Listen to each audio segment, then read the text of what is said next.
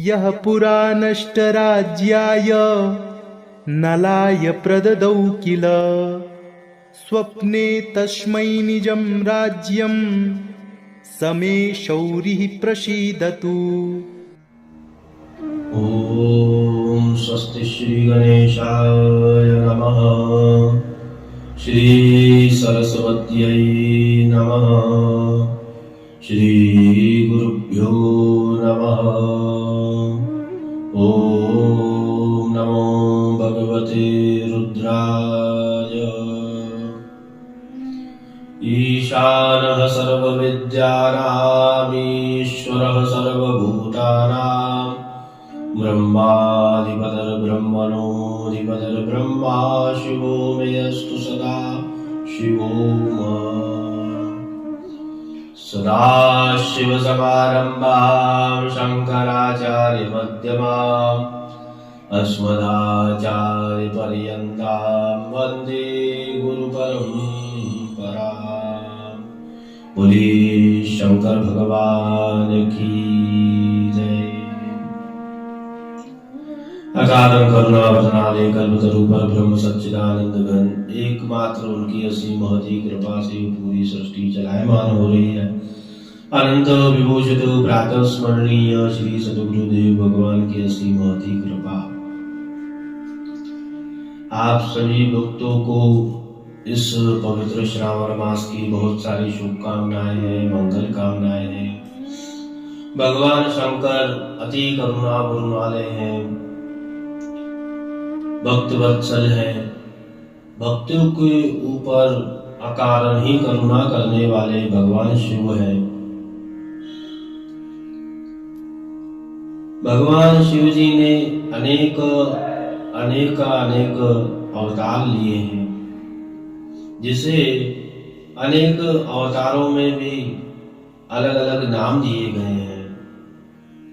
जैसे भगवान शिव जी का अवतार है पिपलाद अवतार। पिपलाद मुनि जिसे कहते हैं वो भगवान शिव जी के ही अवतार हैं। जो शिव भक्त है उनके लिए ये विशेष कथा,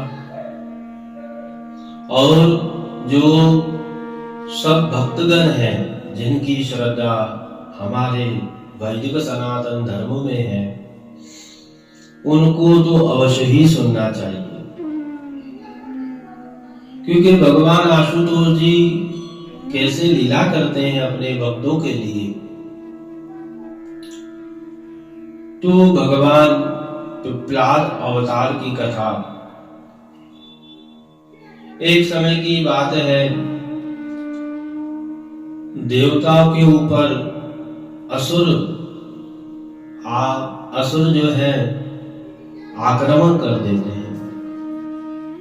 एक समय की बात है, देवताओं के ऊपर असुर आक्रमण करते हैं।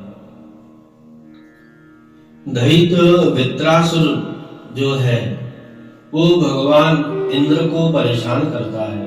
इंद्रदेव को, यम को, अग्नि को, वरुण देव को, सभी देवताओं को परेशान करते हैं।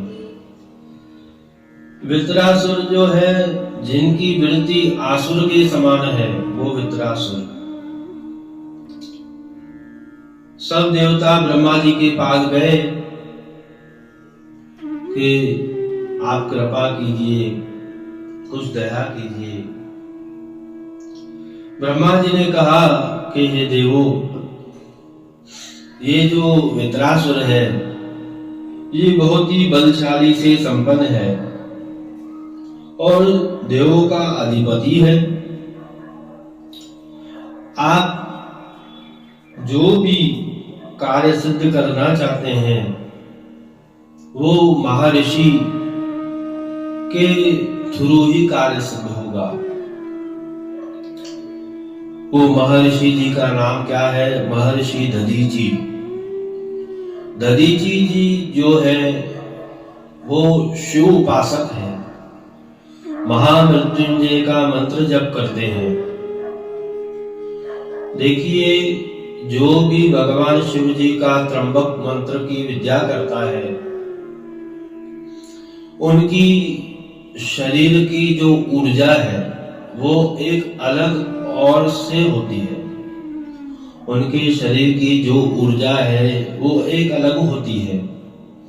उस व्यक्ति का चेहरा तेज से भरा होता है, उनकी बातें नम्रता से भरी होती है और उनका स्वभाव परोपकार होता है। जो त्र्यंबक विद्या करता है, भगवान शंकर का मंत्र जप करता है, त्र्यंबक विद्या कहते हैं इसे। बोलिए श्री त्र्यंबकेश्वर भगवान की जय। तो महर्षि दधीचि जी भी नित्य प्रति त्र्यंबक मंत्र का जप करते थे। त्र्यंबक मंत्र का अनुष्ठान करने के लिए बहुत सारी विधि होती है। कोई भी उस अनुष्ठान को ऐसे ही न चालू करे, किसी वेदज्ञ ब्राह्मण या गुरु के चरणों में बैठ करके सीख करके फिर ही चालू करना चाहिए उस अनुष्ठान को। तो देवताओं आपस में देवता मिलकर के महर्षि दधीचि जी के आश्रम पर आए। महर्षि तो सर्वज्ञ थे, त्रिकालज्ञ थे। महर्षि उसे कहा जाता है जो त्रिकालज्ञ हो, भूत भविष्य वर्तमान को जानने वाले हो। तो महर्षि समझ गए। उन्होंने कहा चिंता मत करिए देवताओं, साधु का जो जीवन होता है वो परोपकार के लिए। शरीर तो सर्वंगुर है, आप चिंतित मत होइए।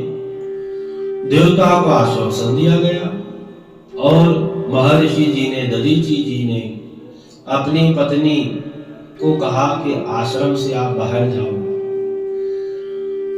उनकी पत्नी विचार करने लगी, ऐसे क्यों कह रहे हैं? अस्तु, पति की आज्ञा शिरोधारी। इनकी पत्नी सुवर्चा जी निकल चली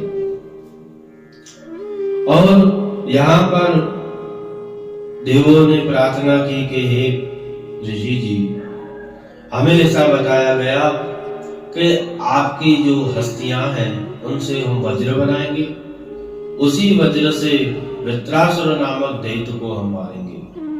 इंद्र ने कहा ऐसा। देवेंद्र, देवताओं के राजा देवेंद्र, महर्षि जी सब कुछ जानते थे, त्रिकालज्ञ थे वो। महर्षि जी ने भगवान शिव जी का ध्यान किया और अपने शरीर को भस्म कर दिया। देखिए ये विद्याएं हैं, ये गुरु रहस्य है। अस्तु, तो उस हड्डियों से दधीचि जी की हड्डियां भी वज्र बन गई, यानी कि भगवान शंकर के मंत्र में कितनी शक्ति है। हस्तियां भी वज्र समान हो जाती है। तो विश्वकर्मा जी को बुलाया गया, विश्वकर्मा आए, वज्र बनाया और यहाँ पर आश्रम में दधीचि महर्षि जी की पत्नी जो थी वो उनका आगमन होता है और वो क्या देखते हैं कि मेरा पति, मेरा जो पति है, उन्होंने देवताओं के कार्य के लिए अपना शरीर छोड़ दिया। मन में बहुत ही सुवर्चा जी दुखी महसूस करते हैं अपने आप को, देवता को श्राप देती है और अपने आप को एक लकड़ियां एकत्रित करके अपने आप को भस्म करने के विचार में थी सुवर्चा जी। आकाशवाणी होती है कि हे देवी, तुम्हारे उदर में मुनि का बीज है, इसलिए गर्भवती स्त्री को कभी भी जलना नहीं चाहिए, क्योंकि वो समिधा लकड़ियां एकत्रित करके अपने आप को जलाने वाली थी। आकाशवाणी सुन करके सुवर्चा जी ने एक पत्थर लिया, पत्थर अपने उदर में यहाँ पर मार करके बालक को जन्म दिया और उस बालक का तेज देख करके वो समझ गई कि ये साक्षात रुद्र अवतार है। बोलिए पिपलाद रुद्र अवतार की जय। तो उस रुद्र अवतार को देख करके स्तुति करके एक पिपल के वृक्ष के नीचे ही छोड़ दिया और अपने आप को उन लकड़ियों में अग्नि जला करके पतिव्रता हुई। और यहाँ पर ब्रह्मादि सर्व देवी देवता वहां आए और भगवान की स्तुति की, रुद्रदेव की। सब देवों ने नमस्कार किया, स्तुति की।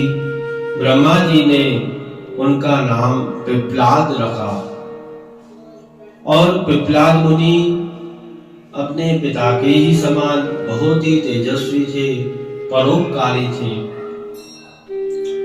बहुत समय के व्यतीत होने पर परोपकार करते रहते थे।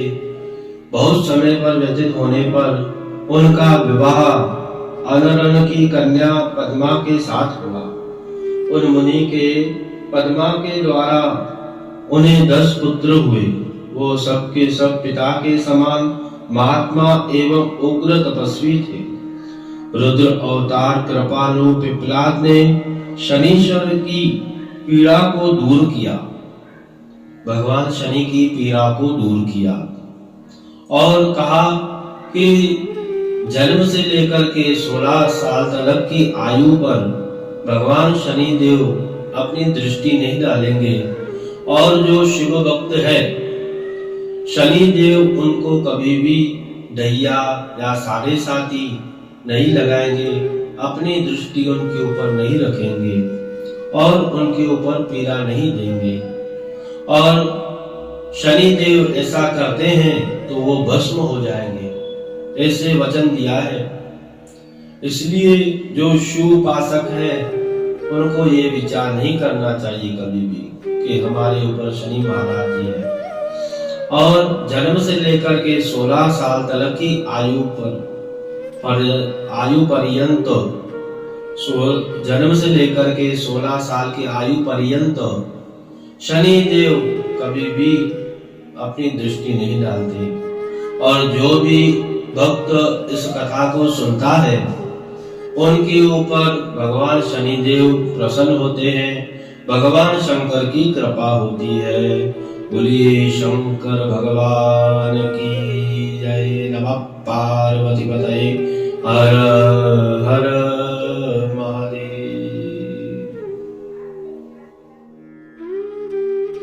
शिव भक्ति कल्पद्रुम YouTube चैनल को आप लाइक, शेयर, सब्सक्राइब जरूर करें और बेल आइकन दबाकर आध्यात्मिक कथाओं का आनंद जरूर लें। हर हर महादेव।